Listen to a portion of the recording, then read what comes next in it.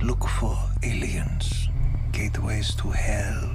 What was that? Looking into other dimensions. Fine. What would convince you that I'm not crazy?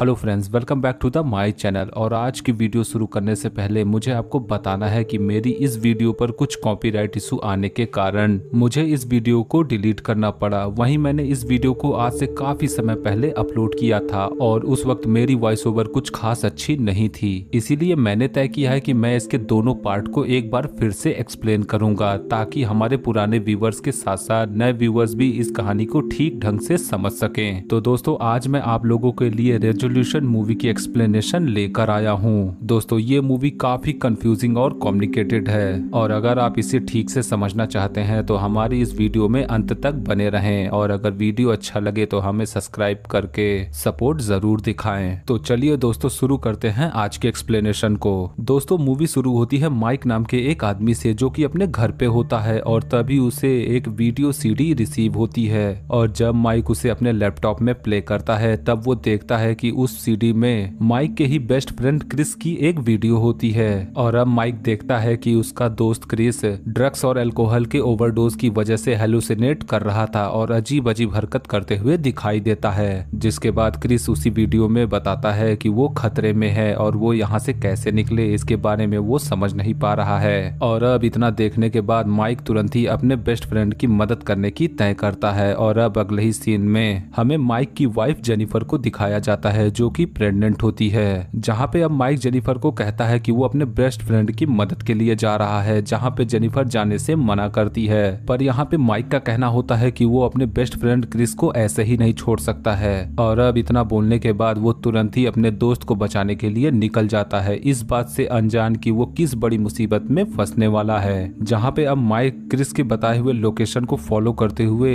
एक abandoned इलाके में एक घर में पहुंचता है और वहां पहुंच करके माइक देखता है कि क्रिस ड्रग्स के ओवरडोज की वजह से हेलुसिनेट कर रहा था और लगातार फायरिंग किया जा रहा था। और अब माइक वहां पे पहुंच करके क्रिस को बताता है कि वो उसका बेस्ट फ्रेंड है और वो फायरिंग बंद करे। और इतना सुनने के बाद क्रिस रुक जाता है, जिसके बाद वो दोनों लोग घर के अंदर आ जाते हैं। और अब अंदर आने के बाद माइक क्रिस को बोलता है घर चलने के लिए, पर यहाँ पर क्रिस उसे साफ मना कर देता है। और अब बहुत कोशिश करने के बाद भी क्रिस वहां से जाने के लिए तैयार नहीं होता है। और अब कोई और रास्ता ना होने पर माइक तुरंत ही क्रिस को स्टन गन से बेहोश करके एक हथकड़ी से बांध देता है। और जब थोड़ी ही देर बाद क्रिस होश में आता है तब माइक उसे बताता है कि वो उसे एक हफ्ते तक ड्रग्स से दूर रखेगा और यहाँ से निकलने के बाद रिहैब लेकर जाएगा ताकि वहाँ पे क्रिस का अच्छे से इलाज हो सके और उसके ड्रग्स के ओवरलोड की लत उसे छूट सके। जिसके बाद माइक क्रिस को वहीं छोड़ करके शॉपिंग करने के लिए चला जाता है। और जब वो वहाँ से वापस आता है तब माइक देखता है कि क्रिस ड्रग्स के ओवरडोज की वजह से टूथब्रश से अपने ही हथकड़ी को काटने की कोशिश कर रहा था। और अब यहाँ पे क्रिस माइक से झूठ बोलता है कि वो उसके साथ रिहैब जाने के लिए तैयार है और वो उसकी हथकड़ी खोल दे। पर यहाँ पे माइक उसकी बात नहीं मानता है और उसको वहीं पे छोड़ करके आसपास की जगह को देखने के लिए निकल जाता है। और जब माइक आसपास की चीजों को देखते हुए आगे बढ़ रहा था तभी उसे वहाँ पे 3 लोग मिलते हैं जो कि दिखने में काफी अजीब थे। इनका नाम जस्टिन, एरन और डेविड होता है। अब यहाँ पे माइक उन तीनों से इस जगह के बारे में पूछता है। यहाँ पे उन तीनों का कहना होता है कि वो लोग एक रहस्यमय यूएफओ डेथ कल्ट के मेंबर हैं और वो सभी लोग एक रहस्यमय सेलेस्टियल मसीहा की पूजा करते हैं जो कि यहाँ की रक्षा करती है। अब जाहिर तौर पर माइक ये सब कुछ सुन करके कुछ भी समझ नहीं पाता है और वो वहाँ से तुरंत ही चला जाता है। अब दोस्तों, आपको ये सीन अच्छे से याद रखना होगा क्योंकि यही सीन इस मूवी के अगले पार्ट द एंडलेस को कनेक्ट करता है। और अब वहाँ से निकलने के बाद वो तुरंत ही क्रिस के पास आता है और वो उसे यहाँ से चलने के लिए बोलता है। अब यहाँ पे इनकी बहस चली रही थी कि तभी इनके दरवाजे पर माइक और बिली नाम के 2 इंसान आते हैं और वहाँ पहुँच करके माइक से बोलते हैं कि वो लोग क्रिस से अपना ड्रग्स वापस लेने आए हैं। दरअसल यहाँ पे क्रिस ने कुछ महीने पहले माइका और बिली से ड्रग्स मांगे थे ताकि वो उनकी टेस्टिंग कर सके, पर वो क्रिस से कहीं पे खो जाते हैं। और अब इतना बोलने के बाद माइका और बिली उसे कुछ दिनों का समय दे करके वहाँ से चले जाते हैं। और अब उसी रात जब क्रिस और और माइक केबिन में सो रहे होते हैं तभी उसे कोई आवाज सुनाई देती है जिसकी वजह से माइक की नींद खुल जाती है और जब वो खिड़कियों की तरफ देखता है तब एक अनजान औरत खिड़की के सामने से झांक रही होती है जिसे देख करके माइक तुरंत ही डर जाता है। पर थोड़ी ही देर बाद वो औरत वहां से चली जाती है और अब अगली सुबह माइक क्रिस से पूछता है कि वो औरत कौन थी, जिसपे क्रिस का कहना होता है कि यहाँ पास ही में एक मेंटल असाइलम है और अक्सर वहाँ से कुछ पागल भाग करके यहाँ आ जाते हैं और वो औरत वहीं से आई थी। अब दोस्तों यहाँ पर इनकी बात चली रही थी कि तभी माइक की नजर वहाँ पर एक वीडियो टेप पे पड़ती है जिसे देख करके माइक को कुछ याद आ जाता है, जहाँ पे अब माइक क्रिस को बताता है कि वो यहाँ पर इसलिए आया है क्योंकि उसने उसे एक सीडी भेजी थी। और अब इतना सुनने के बाद क्रिस उसे बताता है कि उसने उसे कोई सीडी नहीं भेजी है। अब ये सुनने के बाद माइक बहुत ही हैरान हो जाता है। वहीं अब मूवी के अगले ही सीन में इनके केबिन के बाहर चार्ल्स नाम का एक आदमी आता है और अब यहाँ पे चार्ल्स का कहना होता है कि वो लोग जिस केबिन में ठहरे हैं वो उसकी केबिन है और चार्ल्स तुरंत ही माइक और क्रिस को यहाँ से जाने के लिए कहता है, जिसके बदले में माइक उसे कुछ पैसे दे करके यहाँ पे कुछ और दिन ठहरने के लिए बोलता है, जिसके बाद चार्ल्स यहाँ से चला जाता है। और अब अगले ही सीन में माइक जब घर की तलाशी ले रहा होता है तब उसे एक अजीब सी बुक मिलती है जिसमें ढेर सारे अजीब मॉन्स्टर के चित्र होते हैं, जिसे देखने के बाद माइक तुरंत ही उस बुक को पास ही की एक लाइब्रेरी में रखने जाता है और वहां पहुंच करके उसे इस जगह के बारे में और भी कई सारे वीडियो फुटेजेस मिलते हैं, जिसे देख करके माइक को कुछ भी समझ में नहीं आता है। और अब इतना सब कुछ अजीब घटता देख करके भी माइक इन सभी बातों को नजरअंदाज कर देता है क्योंकि उसे ऐसा लगता है कि माइका और बिली उनके साथ मजाक कर रहे हैं ताकि वो जल्द से जल्द ये केबिन छोड़ करके यहाँ से चले जाएं। पर इतना होने के बाद भी ये सिलसिला यहीं पे नहीं रुकता है क्योंकि अब अगली ही सुबह इनके केबिन के दीवार पर कोई अजीब से मॉन्स्टर के चित्र होते हैं। इतना ही नहीं बल्कि माइक का नाइफ जिसे उसने बहुत समय पहले खो दिया था वो उसे उसी केबिन के अंदर पड़ा हुआ मिलता है। वहीं जब माइक उन चित्र को ध्यान से देखता है तब उसे कुछ याद आ जाता है और अब दिमाग पे जोर डालने के बाद माइक को याद आता है कि उसने ऐसे ही चित्र पास ही की एक गुफा में भी बने हुए देखे थे।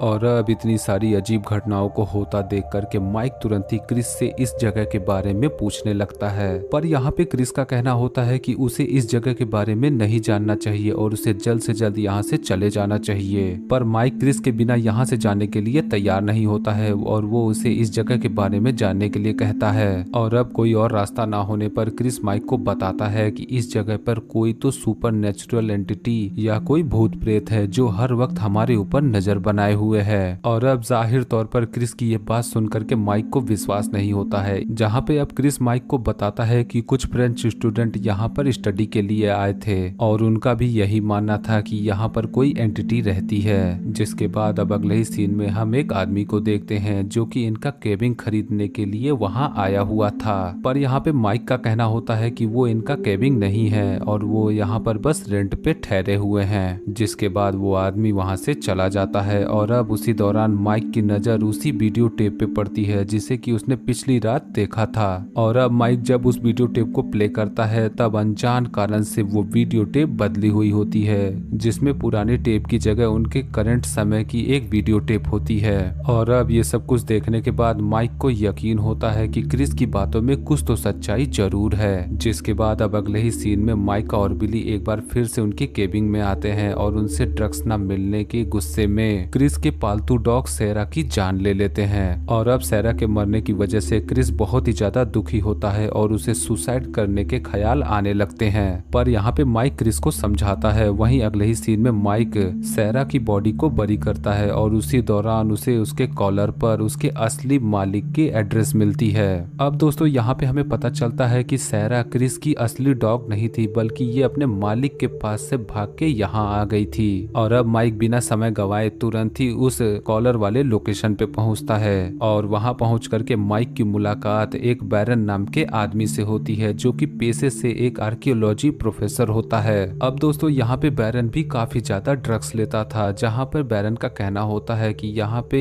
जो ड्रग्स होते हैं वो एक तरह की फूल से आते हैं जो कि यहीं पे पाया जाता है। और अब माइक सैरा के मरने की खबर बैरन को देता है, जिसे सुन करके बैरन बुरी तरह से टूट जाता है। वहीं अब बातचीत के दौरान माइक बैरन से यहाँ के बारे में पूछता है, जहाँ पे बैरन का कहना होता है कि वो आज से 30 साल पहले यहाँ पे आया था कुछ स्टडी करने के लिए। और अब बैरन माइक माइक को यहाँ से जुड़ी हुई कुछ अजीब बातें बताता है। बैरन का कहना होता है कि इस जगह पे कोई तो अनजानी शक्ति या कोई सुपर नेचुरल एंटिटी है जो लोगों को कैद करके उनसे स्टोरीज चाहती है। बैरन का कहना होता है कि वो यहाँ पर पिछले 30 सालों से है और यहाँ पर उसने कई ऐसी घटना होते हुए देखी है जिसमें स्टार्ट, मिडिल और एंड उसने देखा है। अब जाहिर तौर पर माइक इसकी बातों से काफी ज्यादा कंफ्यूज हो जाता है और तुरंत ही वहां से निकल जाता है। और अब इतना कुछ अजीब होता देख करके माइक तुरंत ही क्रिस के पास पहुंचता है और वो बोलता है कि वो जल्द से जल्द यहाँ से उसके साथ चले। अब इन दोनों की बात चली रही थी कि तभी पास ही रखे एक प्रोजेक्टर में एक अजीब सी रिकॉर्डिंग प्ले हो जाती है जिसमें कि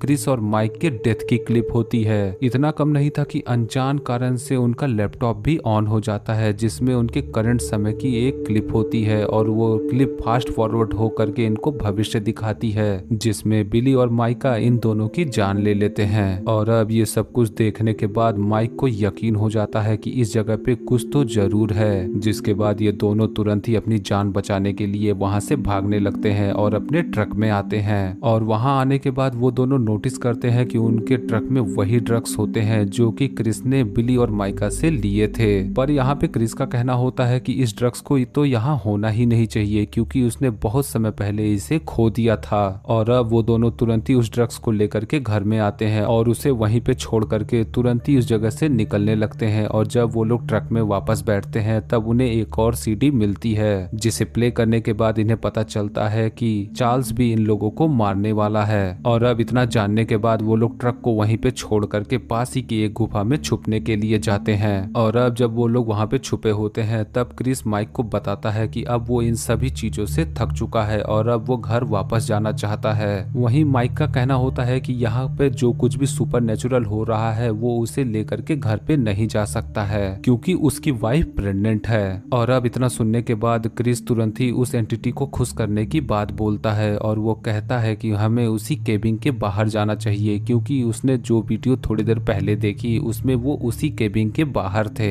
जिसके तुरंत बाद वो लोग गुफा से निकल करके केबिन की तरफ आते हैं और अपने ट्रक के पास ही छुप जाते हैं। और थोड़ी ही देर बाद बिली और माइका केबिन के अंदर आते हैं उनको ढूंढते हुए। और अब केबिन के अंदर बिली और माइका को क्रिस और माइक तो नहीं मिलते हैं पर उन्हें उनके ड्रग्स मिल जाते हैं। और ड्रग्स मिलने की खुशी में वो लोग वहां से निकल ही रहे होते हैं कि तभी चार्ल्स वहां आ जाता है और बिली और माइका को वहीं पे शूट करके मार देता है और पूरे केबिन को आग लगा देता है। जिसके बाद चार्ल्स वहां से चला जाता है। और अब ये सब कुछ देख करके बिली और माइका बहुत ज्यादा खुश थे कि वो लोग आखिरकार इन सभी चीजों से आजाद हो चुके हैं और वो लोग अपने घर वापस जा सकते हैं। पर यहाँ पे जैसे ही ये दोनों घर जाने की बात बोलते हैं तभी अचानक वहाँ पर वही एंटिटी ब्लैक शैडो के रूप में आ जाती है और उसे देख करके ये लोग बहुत ही ज्यादा डर जाते हैं। वहीं क्रिस तुरंत ही उसके सामने घुटने टेक देता है और उससे माफी मांगने लगता है। पर यहाँ पे माइक हिम्मत दिखाता है और उस एंटिटी से सवाल करता है कि क्या उनके पास कोई और रास्ता है। और इतना सुनते ही वो एंटिटी बुरी तरह से गुस्से में उनके ऊपर चिल्लाती है और ये मूवी इसी के साथ यहीं पे एंड हो जाती है।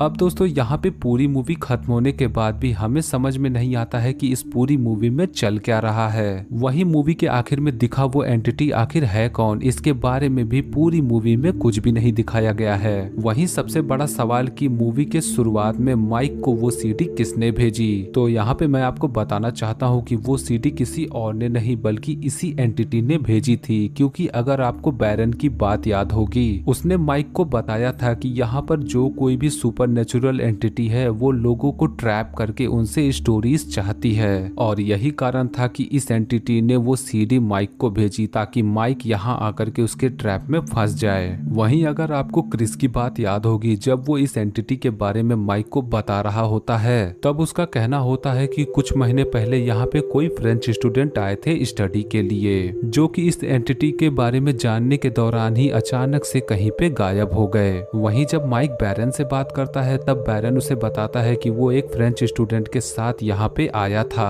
अब दोस्तों अगर आपने मेरी वीडियो ध्यान से देखी होगी तो आपको मालूम होगा कि बैरन पिछले 30 सालों से यहाँ पे फंसा होता है। यानी कि वो फ्रेंच स्टूडेंट आज से 30 साल पहले यहाँ पे स्टडी के लिए आए थे। पर यहाँ पे माइक का कहना होता है कि वो कुछ ही महीने पहले यहाँ पे आए थे। इससे हम जान पाते हैं कि यहाँ पे टाइम लूप जैसा भी कुछ तो जरूर है। इस बात का पता हम इसी से लगा सकते हैं कि माइक का नाइफ जिसे उसने बहुत समय पहले खो दिया था वो अचानक से ही उसे केबिन के अंदर मिला। वहीं दूसरी तरफ क्रिस ने बिली और माइका से जो ड्रग्स लिए थे, जो कि उसका कहना होता है कि उसने बहुत समय पहले खो दिया है, वो अचानक से ही उसके ट्रक में मिलते हैं। वहीं इस मूवी में और भी कई ऐसे सवाल हैं जिनके जवाब जानने के लिए आपको इसकी द एंडलेस मूवी की एक्सप्लेनेशन देखनी होगी, जिसमें इस जगह के बारे में और उस सुपर नेचुरल एंटिटी के बारे में काफी अच्छे से दिखाया गया है। और अगली वीडियो में हम उस एंटिटी के बारे में भी जानेंगे कि आखिर वो कौन हो सकती है। इसीलिए अगर आप उस वीडियो को मिस नहीं करना चाहते हैं तो हमारे चैनल को सब्सक्राइब करके बेल आइकन जरूर दबाएं। और वहीं अगर आपको ये वीडियो पसंद आया हो तो वीडियो को लाइक और शेयर जरूर करें। और आज की वीडियो में बस इतना ही।